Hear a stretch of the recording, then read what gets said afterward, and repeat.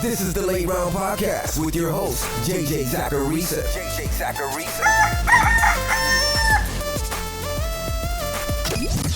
What's up, everyone? It's JJ Zacharisa, the editor-in-chief at FanDuel and at numberfire.com, and this is episode 312 of the Late Round Podcast, one of the many shows that are part of the FanDuel Podcast Network. Thanks for tuning in. Where are you air horn haters at? You see how bad the intro to this podcast could be? This show without air horns is like The Office without Steve Carell. Though I will say Robert California's character is kind of underrated. That's my hot take of the day.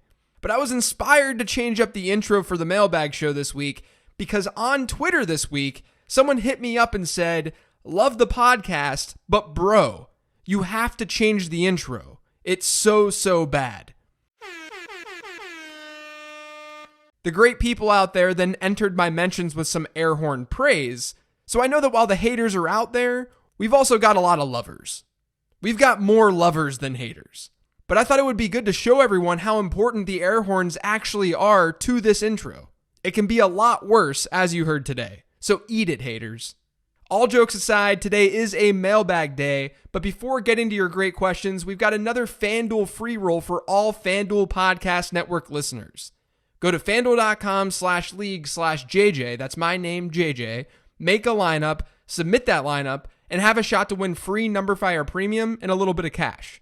It's free to enter. That's fanduel.com/league/JJ. This first question is from @BethanyL.Peters. Why do we focus so much on target share versus raw number of targets? A 10% target share out of 100 targets is greater than a 30% target share out of 20 targets. No? Of course, love the show, JJ. Thanks, Bethany. So the reason to focus on target share is because passing volume can fluctuate week to week for teams. I look at most things in fantasy football from the top down. Like my projections look at the team level first before the individual player level. And you guys know that during the season, I'm looking at team level things just as much as individual player statistics because everything starts at the team level. So as a result, target share numbers are important since we're putting them in team context. It's true that a 20% target share on one team can yield more targets than a 30% target share on another. But the reason we're looking at target share is because it allows you to be more stable with your projections each week. Because things like game script and matchup can dictate how often a team throws in previous weeks. But yes, we need context for everything. It's why I'm never all that high on players like Corey Davis despite a decent enough target share. Their teams just don't throw the ball enough. So the point is very, very valid. But instead of looking at raw targets, I look more at team philosophy in conjunction with target share because it allows me to not be swayed by the week-to-week fluctuations of game script. This next question is from @Tampa Two-Tone. How do you view Josh Gordon's floor and ceiling in Seattle? I think his floor is frightening. Like his floor could be that he's completely not usable in fantasy football. And I do worry about his ceiling to a degree as well. Seattle's efficient thanks to Russell Wilson, but they're still averaging the 10th fewest pass attempts per game this year. And of course the fit makes sense because Wilson can throw the deep ball well. But I do think that there's some redundancy with DK Metcalf and Josh Gordon. I mean, DK Metcalf was comped to Josh Gordon when he was coming out. So unfortunately, here's my fear with the situation. I'm fearful that this simply hurts DK Metcalf as a fantasy asset more than it gives Josh Gordon standalone value. So while I love the move from a real football standpoint, I'm not going hard trying to buy DK Metcalf or Josh Gordon right now. So hopefully that helps answer that question. This next question is from @Mike Honcho. Can you touch on the Jags passing game with Nick Foles coming back? Yeah, so I'm not all that concerned about how this will impact players like DJ Chark all that much. And D.D. Westbrook could actually get a little bit of a bump given how he was used in the preseason with Nick Foles. But you can also think of it this way. If Foles isn't good, then they can always go to Minshew. But the target distribution for that team is pretty shallow. And while the whole Minshew thing was a lot of fun, it's not like he was this lights out passer for fantasy purposes. We've had 34 quarterbacks throw the ball 100 or more times this year. When strictly looking at their passing numbers and the fantasy points accumulated through the air alone, so no rushing numbers here, Minshew ranks 19th in fantasy points per attempt.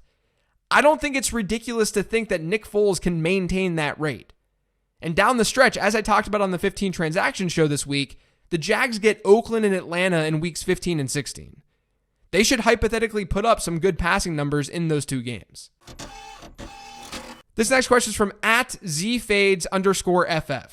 Is there any interest in Myles Gaskin since Kalen Ballage is hashtag bad at football? Yeah, look, I didn't like Ballage that much coming out because it's always a red flag when a running back can't play ahead of another player in his college offense who is a fringe NFL player.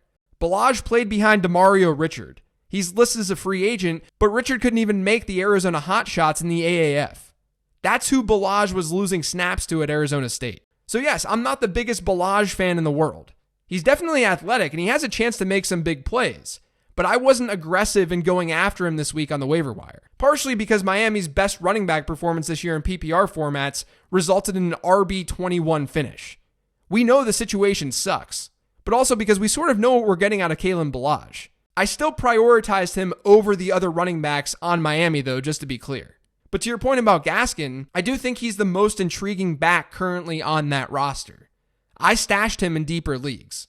I highly doubt that we're looking at a league winner, but it wouldn't surprise me at all if he ends up being the best running back in Miami from here on out, or at least once they start giving him some opportunity. But like I said, Ballage is still the guy that I would want most only because I think he gets immediate opportunity. But Gaskin might be the value play. This next question says, love the pod, hashtag save the air horns. That's what I'm talking about. I'm in a 10-team league with only 3 bench spots. In small leagues like this, how do you value your bench when in first place? Do you go with your cuffs, so high floor, low ceiling, others' cuffs, low floor, high ceiling, hopeful stashes, or other players? I have CMC and Carson for what it's worth. So generally speaking, I don't utilize my bench as players who I'm likely to play in a given week in leagues like this, only because I know that the waiver wire is going to be filled with a lot of usable players. So I go strictly with upside guys. And I try my best to leave one spot on my bench, or I leave one spot with someone I'm okay with dropping, just because I know that there will be weeks where I need players off the waiver wire. In your case, given that you're in first, I think it's fine to stash handcuffs for your running backs, but it all depends on who's available. But if I'm in first, I generally will play it a little bit safer. This next question says, what's your take on the Arizona backfield moving forward? Everyone was surprised by their ability to run against San Francisco. Is that a one-off? Will we see a running back by committee when DJ and Edmonds are healthy?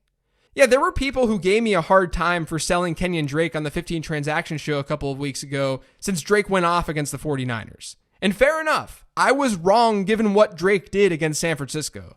That performance alone made me wrong. But it does sound like DJ could be back this week, while Chase Edmonds is still a few weeks away. My thoughts are that they're going to use both running backs, with DJ being more of the pass catcher between the two backs. To be honest with you guys, I haven't been all that impressed by Johnson the runner this year. He's been a great receiver because that's where he excels, but it makes sense to split the backfield's early down work with Kenyon Drake there. So Drake might be more of a flex in PPR formats, while DJ is an RB2 moving forward. And for the record, Arizona's been good at running the football this year. Cliff Kingsbury's done a good job. It was a surprise that they were able to be that good against San Francisco last week, but it's not like we're talking about the Bengals. This next question is from @KennyD11030191. I have Dalvin Cook and Chris Carson. Which handcuff should I hold if I can only hold one? Also, out of all the handcuffs, which handcuff is most valuable overall? The answer to both of these questions is Alexander Mattison. I think he's the best handcuff in fantasy. Maybe Tony Pollard is there as well, but Madison looks the part of someone who can handle a full workload. He's in a run-heavy offense that allows for touchdowns to skew that way. And while this is partially because of Dalvin Cook, the Vikings have also targeted running backs this year at one of the highest rates in football. So you want Madison. This next question is from @Fob, not Fab, 5 Freddy. I've always accepted as gospel that we should strongly prefer defenses at home. But is there any analysis that proves this?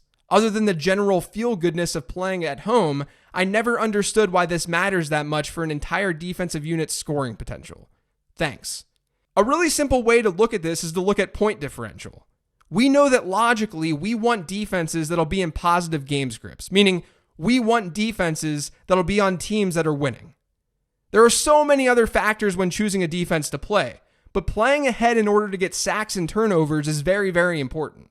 If you look at data over the last 5 years, 21 NFL teams have a positive point differential at home. That's well more than half the league. And then only 10 NFL teams have a positive point differential over the last 5 years on the road. And if you go back all the way to 2012, so 2012 through the 2018 season, so this excludes this year since this season's not over, but over this time period, 23 NFL defenses have averaged more fantasy points at home per game than on the road. The average difference between road fantasy points to home fantasy points is 0.80 per game.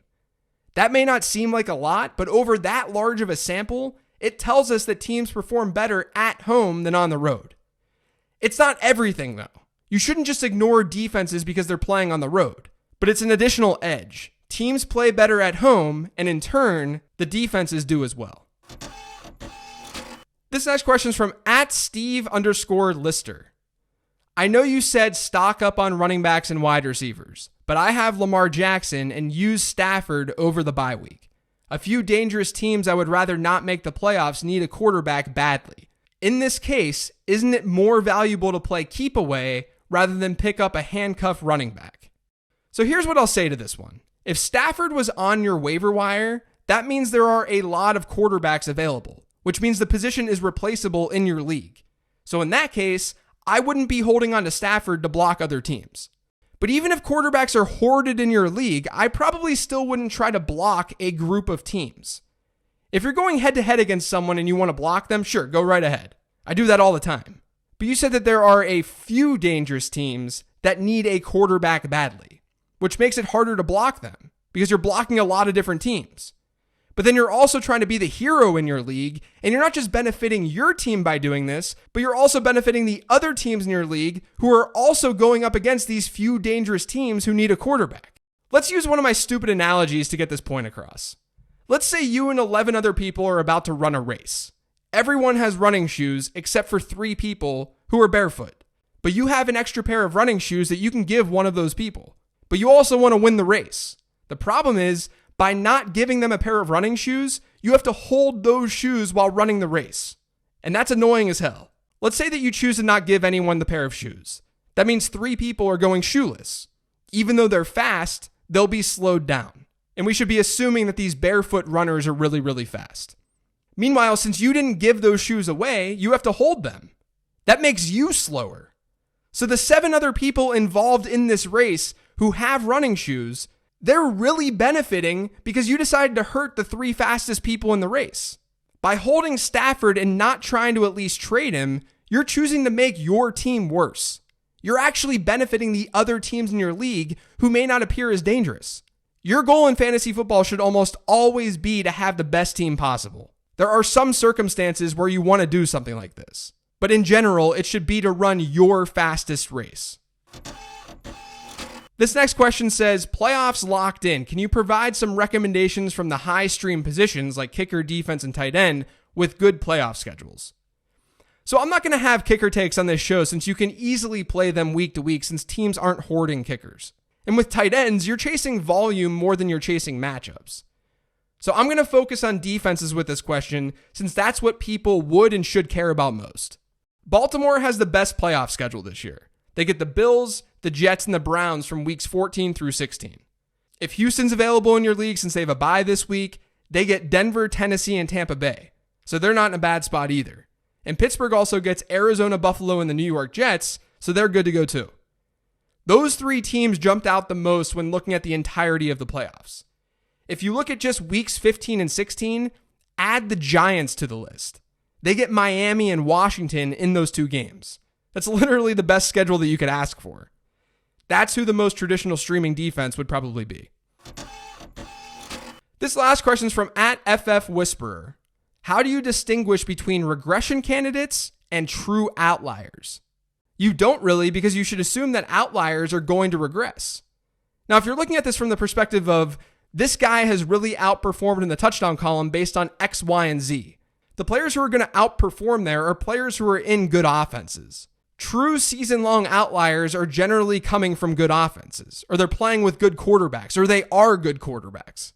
Like, let's look at touchdown rate. It's a metric that generally regresses for quarterbacks. But there are a handful of quarterbacks that will year in and year out perform better than the average in touchdown rate. We shouldn't expect them to perform well above average, but they'll be better than average. But the bottom line here is that outliers regress. We just have small samples and random parameters around these players. So it just appears that outliers don't regress. But outliers regress. We should never be trying to predict outliers. We can try to predict how far a player will regress or the degree of regression, but we should never sit back and say, this player will always be a massive outlier no matter what. That's not how this stuff works. That's going to do it for today's show, though. Thanks to all of you for listening. If you've yet to subscribe to the Late Round Podcast, make sure you are by searching for it pretty much anywhere podcasts can be found. And don't forget to follow me on Twitter at LateRoundQB. Thanks, everyone. Enjoy your weekend, and best of luck in Week 10.